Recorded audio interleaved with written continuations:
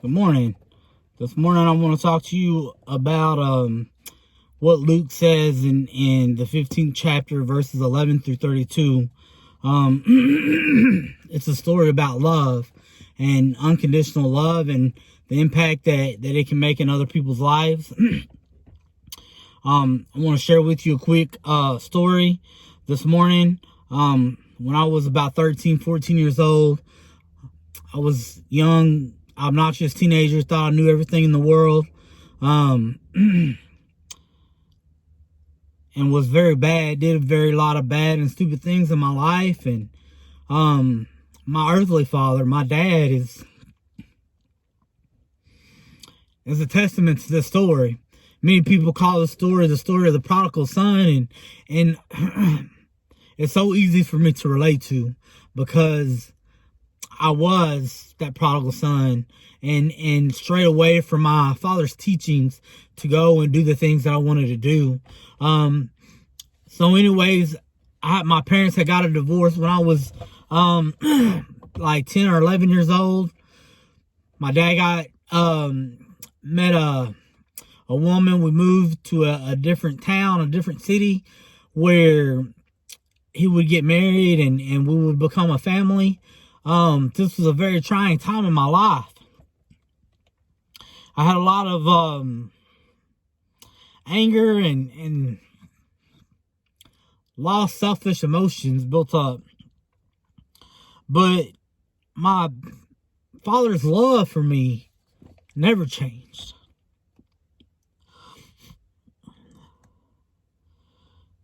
He never had to tell me that he loved me. His actions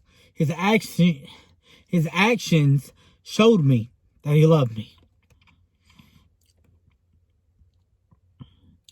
So I was going through this period of my life where I was rebellious and we get into all kind of trouble at school. I started a new school and really struggled with the adjustment of going to a new school and meeting new people. And I had went to the school up to this point my whole life, and just to have it change, it was a bit traumatic for me. So when I started school, I started acting out, getting into fights, and just stirring up trouble, just being a young, dumb teenager. My dad, he would time and time again, he would have to come to the school because I would do something that I knew better than doing, but I did it anyway. Through those times and through those actions, through those acts of what some people would call tough love, really helped me see and understand what unconditional love is. So I would get in trouble at school, and then I would come home and get in trouble at home. And it's not because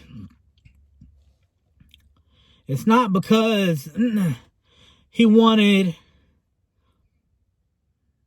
to hurt me or punish me, but he wanted to teach me a lesson. And that's what my dad did. He taught me many lessons in my life through his selfless actions. But one of the most important lessons that he taught me growing up was when I got a whooping or when I got in trouble, that it hurt him more than it hurt me. And it still sticks to me to this day, because being a father now, that when I discipline my children, it hurts. But if I don't discipline them, then they wander and do things and will have no guidance in life.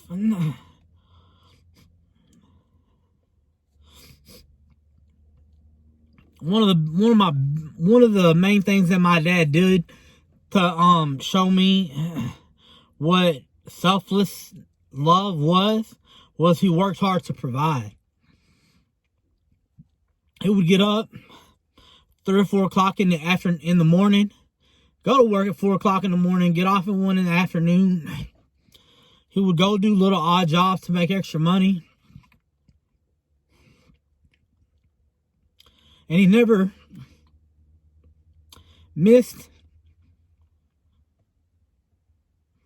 any of our sporting events.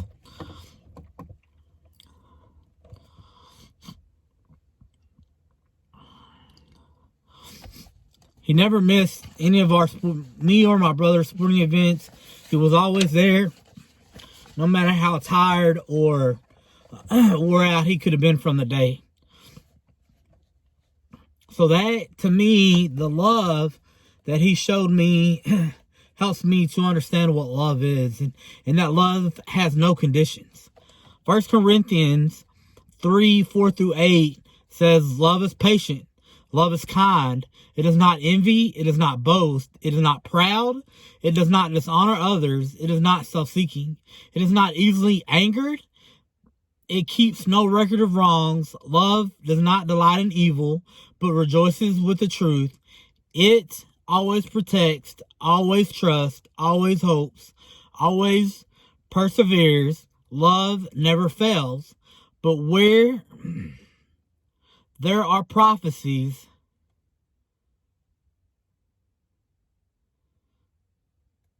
they will cease. Where there are tongues, they will be stilled. Where there is knowledge, it will pass away. Love does not require you to do anything to receive it. Love is not a give and take relationship. Love is not, I love you because you love me. Love is not, I'm going to love you because you give this to me, or I get this satisfaction out of you. Love is not a contract.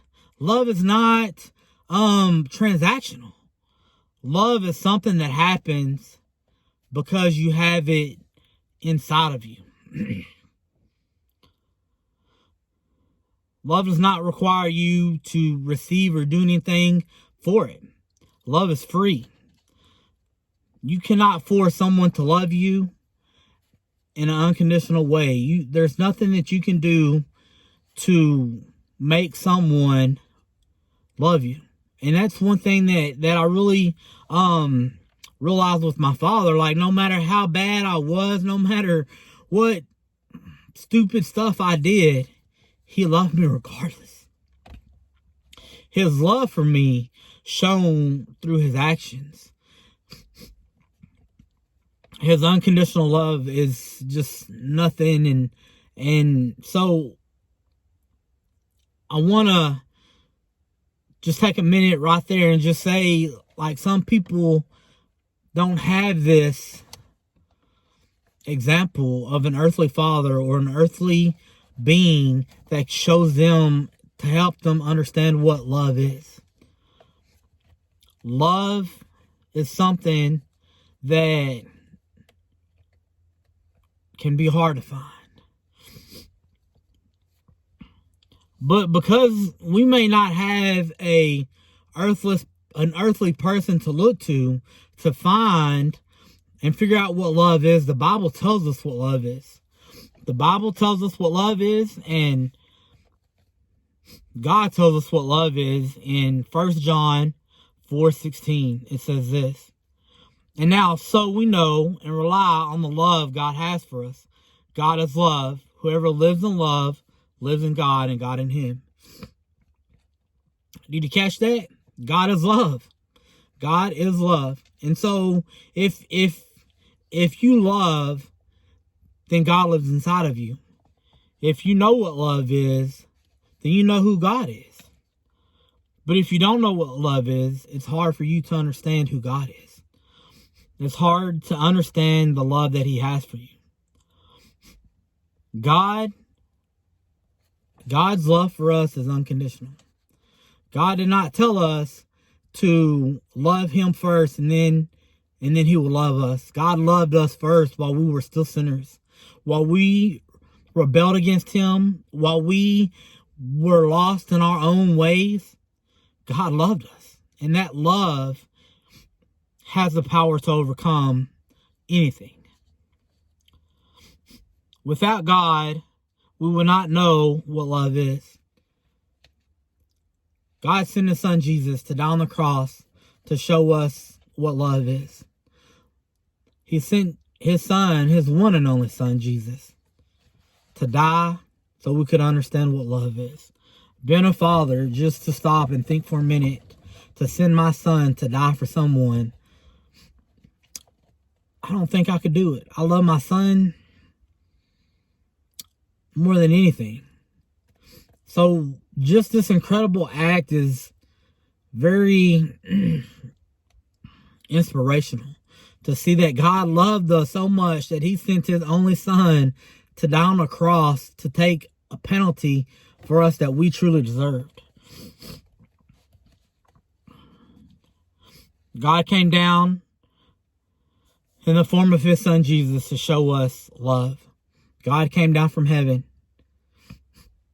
in the form of a human being like you and me, so that we could have a shining example of what love is and what love looks like.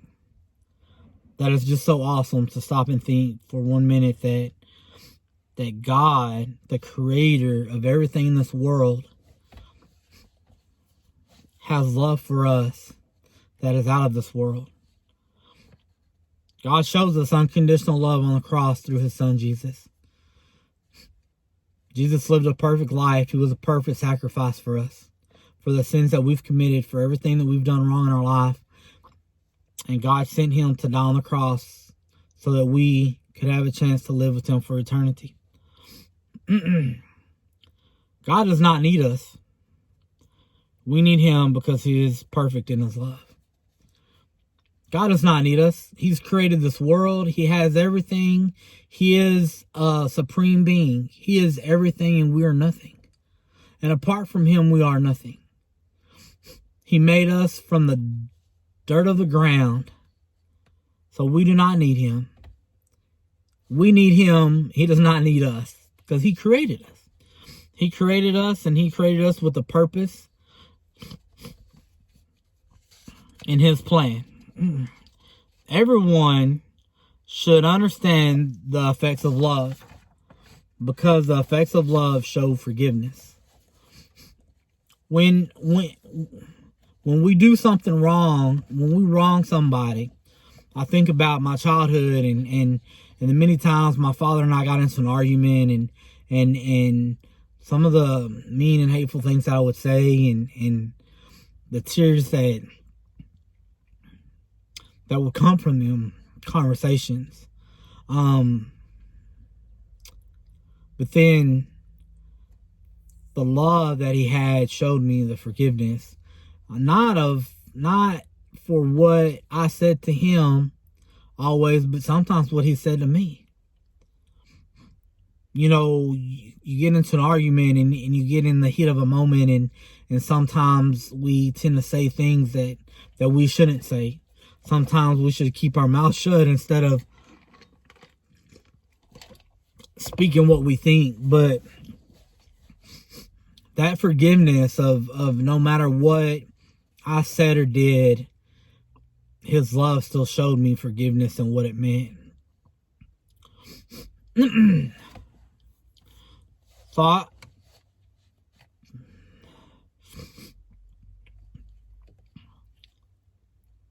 Verses 11 through 19, we see the story of the youngest son.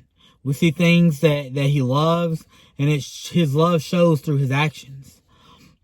What can we see here that the younger son loved? There's 4 things that the younger son loved. The first thing was he loved his father's wealth.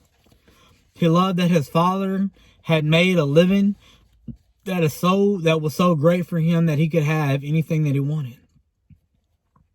That he could take his wealth and go and indulge in his sin. But we also see that the younger son loved the things that caused him to sin. In these verses, it tells us that the son went and squandered his inheritance. He went and gave it to prostitutes and wild living. He loved himself. He loved to do things that brought him or made him feel good. His love for the things that caused him to sin caused him to be lonely and hungry. All that he took and squandered it away left him empty. How many times do we do this in our lives? How many times do we think that we know something and that we do something and that this is going to bring us satisfaction? But in the end, it just brings us empty. It brings us loneliness. It brings us to a place of despair and lostness, even in a darkness sometimes. This happens because the younger son's love for the things around him, the things that the world offered him, took him out from under his father's love. Counting himself to be unworthy, he just walked to be one of the father's servants. He just wanted to be one of the father's servants.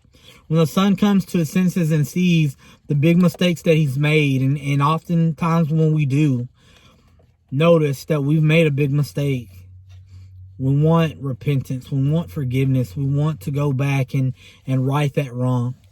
And so the son wants to do this. He sees that he's made a big mistake, and in essence, he's thrown his life away. And so he wants to right that wrong and go back and be in a right relationship with his father. He wants to be connected with him and live with him and be part of his father's household. But only as a servant, it says. In verses 20 through 24, we can see the action of love shown by the Father.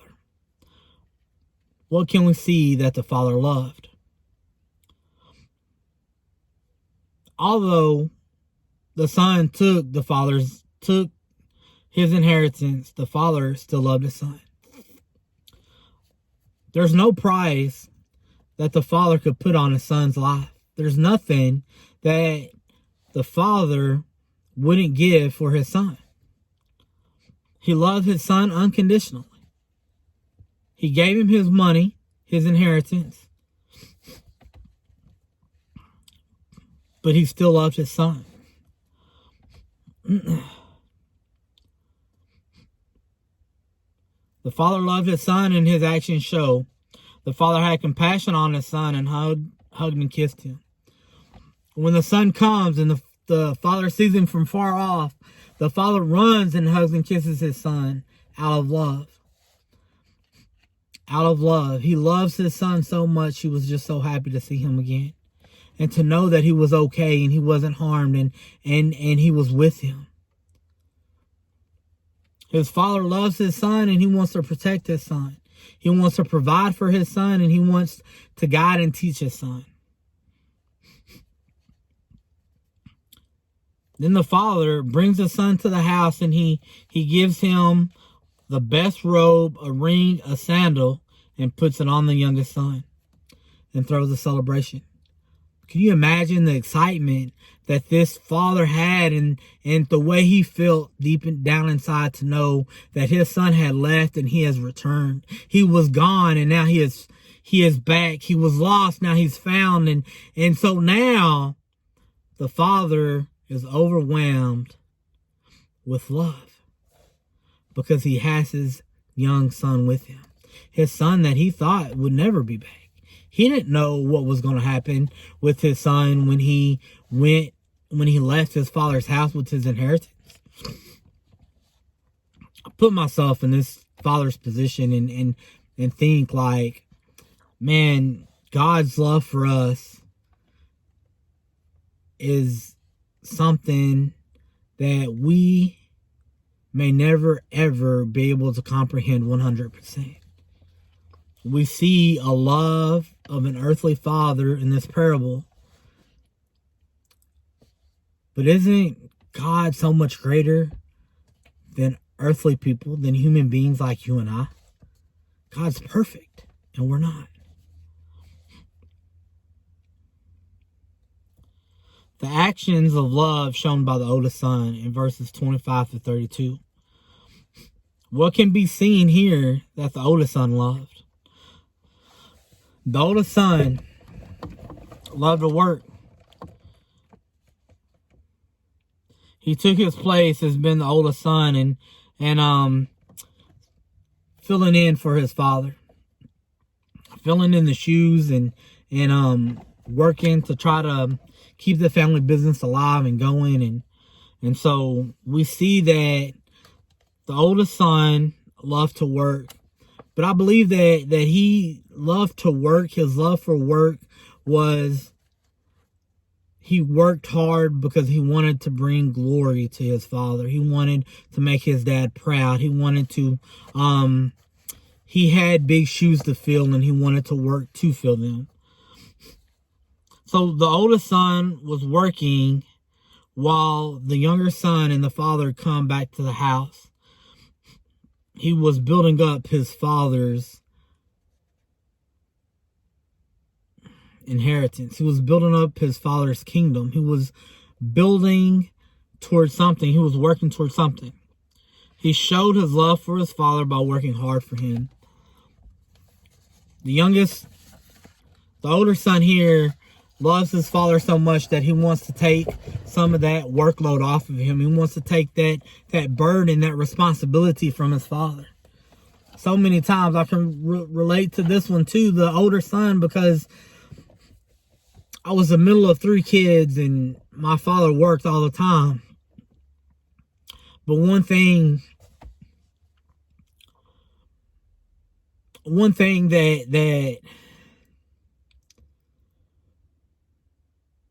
that really touched my heart is that he had a heart attack and he was unable to work like he's always worked. And so I wanted to lighten that load. I wanted to take some of that burden. And so the older son, that's what he's wanting to do. He wants to lighten his father's load in this so that he can live a peaceful and happy life with his father. The oldest brother has no love or compassion for his brother because he has been given so much and wasted it all. The oldest brother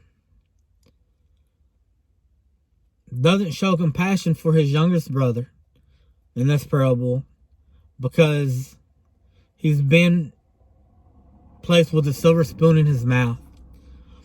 The father has given him everything that he's wanted. He's catered to him, and he continues to cater to him. And it makes the older brother mad, maybe angry, maybe even jealous. But how many times are we this way when we see someone get blessed and we don't get blessed? When someone is blessed with something that we've been wanting and we've been praying, or whatever the situation may be, that we could put ourselves aside to be happy and grateful and love the way we're supposed to love. To top it all off, the father is throwing the younger brother a party because he came home. The younger brother is having a feast. He's having a festival because his father tells him he was lost and he is now found. He has came back. And so the father is excited, but the younger brother is still not feeling it. He is mad, frustrated, jealous because he's done everything right. He's done everything that his father's asked him to do because of his love for his father. But he's just tending the sheep. The older brother is jealous because he did not receive anything like his brother. The older brother here, he is a little jealous, I believe, because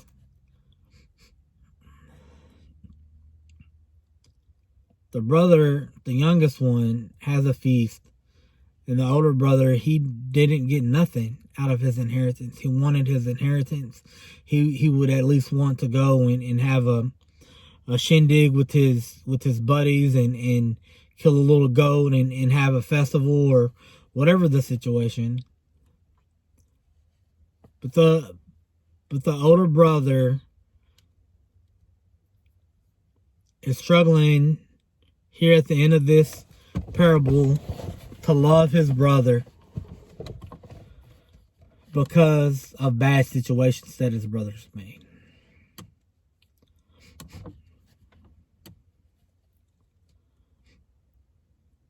It is important to understand how love overcomes all sins. Unconditional love brings forgiveness. The action of love shown by the youngest son is that he loved his father's wealth. He loved the things that his father had to offer him. He loved the things of the world. The action of love shown by the father is that he loved his son unconditionally, and that he would give anything to have his son with him. The action of love shown by the oldest son is that he loved himself. He loved himself, and he loved his father. But at the end, it don't say if he loved his brother. God's love is not conditional. God came to this earth. He created this earth with no conditions. When we talk about God's love not being conditional, I think of a contract. A contract when you go buy a car, when you go buy a house, when you go even get a cell phone these days, you got to sign a contract. And that contract binds you together. It makes you, it holds you liable to something. But God's love doesn't do that. He shows us that because when we were sinners, he sent his son. He shows us love that because when we were sinners, he sent his son. God shows us unconditional love because while we were sinners and while we sinned against him, while we did the opposite of what he wanted us to do, he still loved us. And that love has the power to overcome all forgiveness. Our love for one another should never be conditional. If it is, it will not produce forgiveness. If our love is conditional or transactional and not relational, we will never be able to produce forgiveness in our life. I think about some times in my life that I've been hurt by people that I love and care deeply about, and the bitterness and the unforgiveness that built up in my heart, and the dark place that it's taken me. And I often think, like, God, what would it have been like if I would have just had a conversation with them and loved them the way you love them? Because they're not perfect, just like I'm not perfect. So why should I hold them to be perfect?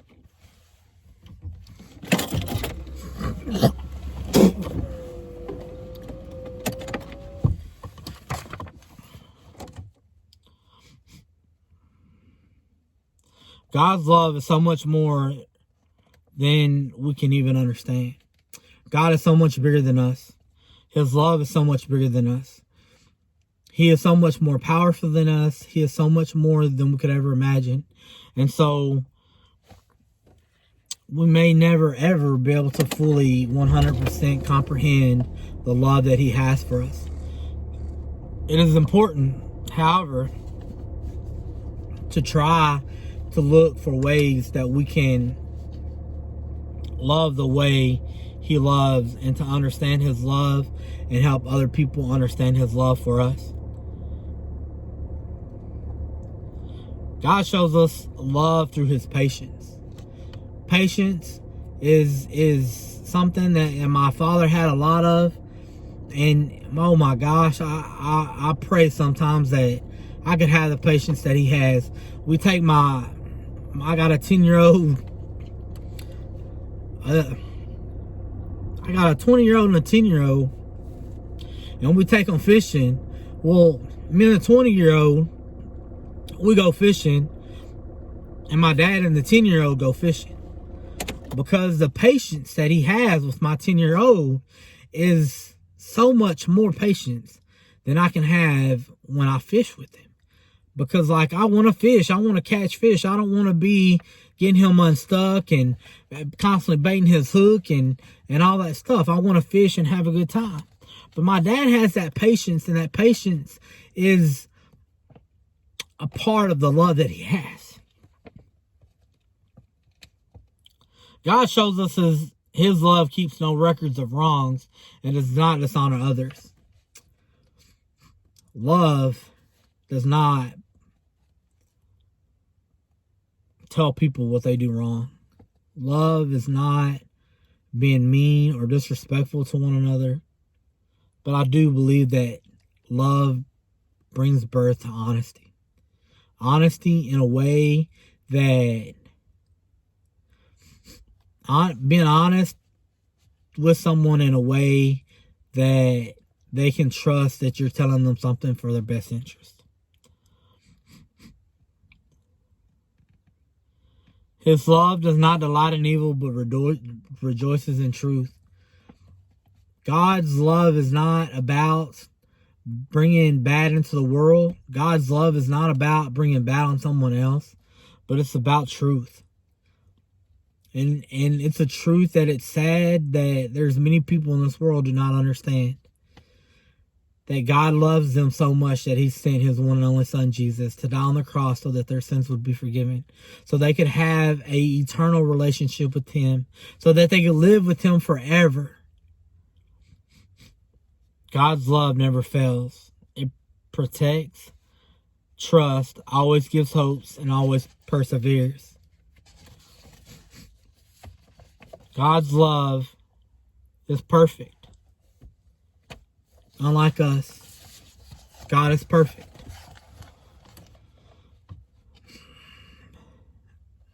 God's love is perfect. And through that perfect love is how we can learn to love one another and love God and love our neighbor and to be obedient to God and to shine his light in this dark world that we live in.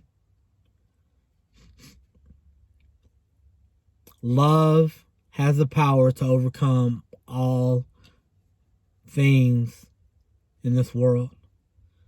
Let's just take a minute right now to pray. Dear Heavenly Father, I just want to come to you this morning and ask that you consume us with your love that is so much stronger than anything we face in this life. Lord, ignite your burning, unconditional love in each and every one of our hearts this morning. Father, help us to love others when we find it hard to love. Lord, I ask just that you be everything, Father, and that we're nothing, that we can fall on our face to serve you and love you and to love people the way you tell us to. Father, I just pray for each and every one of our hearts this morning, Lord, that your love consumes us. Father, and just that your unconditional love shines through us each and every day of our life. It's in Jesus' precious and holy name that I pray. Amen.